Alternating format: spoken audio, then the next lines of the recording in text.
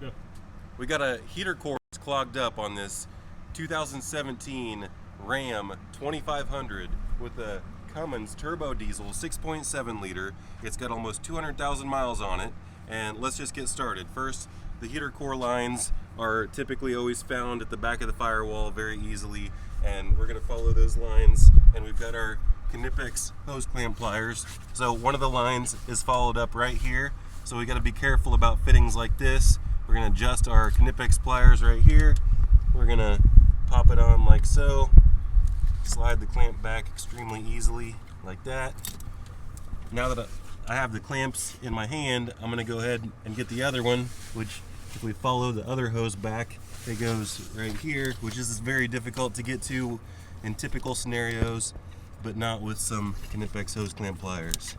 You scoot the hose back, and also I could get it loose on this quick connect fitting right here, but that's not going to help us in this case because we're going to need to get this hose off to flush it.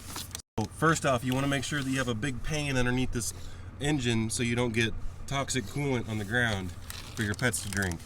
So we always make sure that happens. See, a little bit of this coolant's already coming out.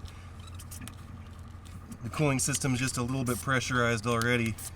That's going to help me pop this hose off. Typically I would use a hose pick, but I don't have any tools with me at the moment, so I'm using my finger.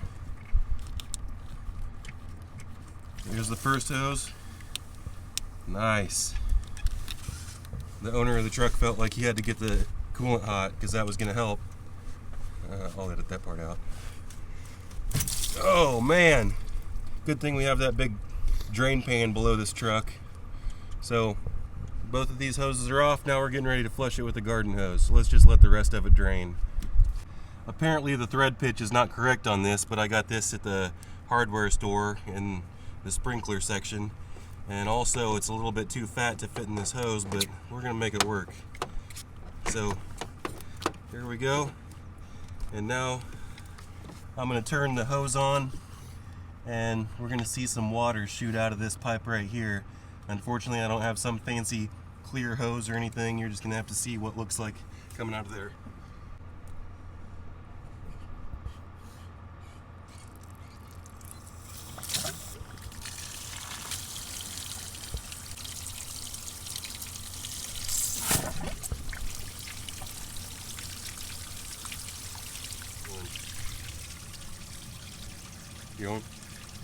Okay, so I originally bought an on-off valve for this hose, but I had to adapt because the stuff wasn't fitting right. The extra hose I had has the wrong fitting on it.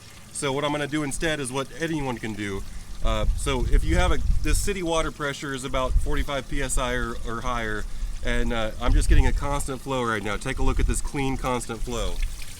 Now, to actually articulate it, what I'm going to do is I'm just going to kink the garden hose so it builds up that pressure and then releases it, builds it up and releases it. I'm going to do that a few times before I swap hoses, then do the same thing. So go ahead and just, all I'm going to do right here is just kink the hose and release it. So zoom in if you can. Zoom in if you can on the end of that hose. You can get a good view on it. There you go. Now, I'm going to block it and then boom, open it up. Block it, open it up. See that? We broke some stuff free.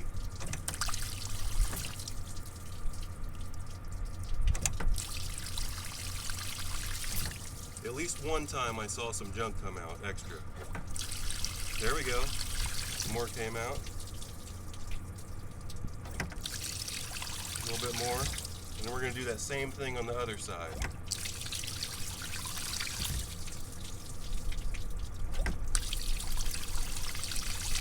Do that a few more times, about 20 times, and then we're going to swap sides and show you the other side.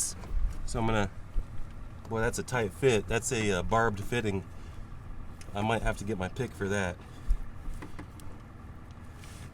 Yeah, I think, well, I'm employing all my tricks, my hand tricks. There we go. Now we got to barb it in this other one. We got to be careful about these wires and stuff. So I'm going to go down under here to do it. Very low access point to this hose. And then I got to jam it on.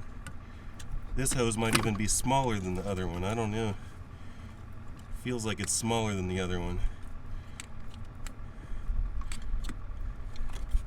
Well, you know, I think I'm going to have to take my knife and cut these barbs off is what I'm going to have to do. I'm going to have to cut the barbs off with my knife. Scrape down all the barbs. Should fit just a little bit better now. And now I won't have to fight it because it's tucked in here. There we go. Got it hooked up. Hopefully it stays on and doesn't fly off, and turn the water on, and now we're going to be paying attention to this hose right here.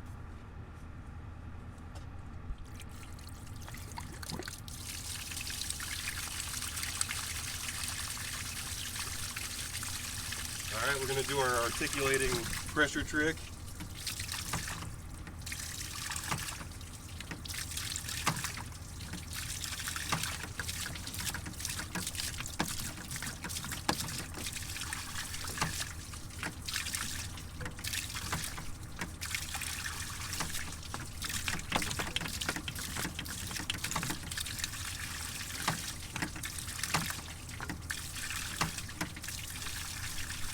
Gonna let it run for a little bit.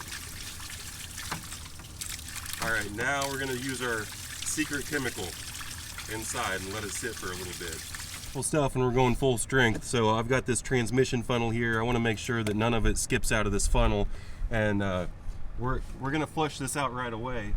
But what I'm gonna do is I'm gonna pour this stuff in. And I don't know if the heater core is completely full of water right now, so I don't know if any of this is going to get through there at all or not. But it might be kind of like Drano Plumber and kind of dilute itself in there a little bit. Typically you'd want to blow it out with compressed air and try to make some room for this chemical. So what do you think? Stop there? Yeah. Is it full? The funnel is halfway full. I can let it. What we could do is take Hold the. on. Did it go down? Did it go down? Not really. So what I ended up doing to get the fluid to actually enter inside the heater core is I've still got my garden hose hooked up, so we didn't spill any in the engine bay, and I took the spigot off on the other, or I took the connection off at the wall at the end of the hose. So that means that we filled up this chemical all the way full. So it's going to work right now. It's completely inside the heater core, the chemical is. We've drained the whole funnel inside of it.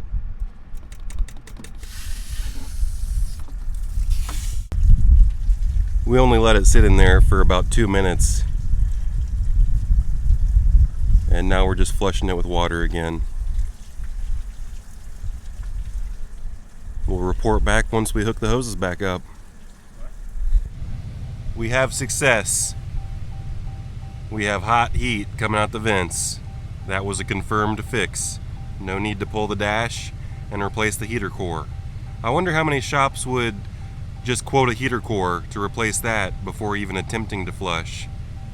How many shops would not quote a heater core flush at all? Tell me in the comments.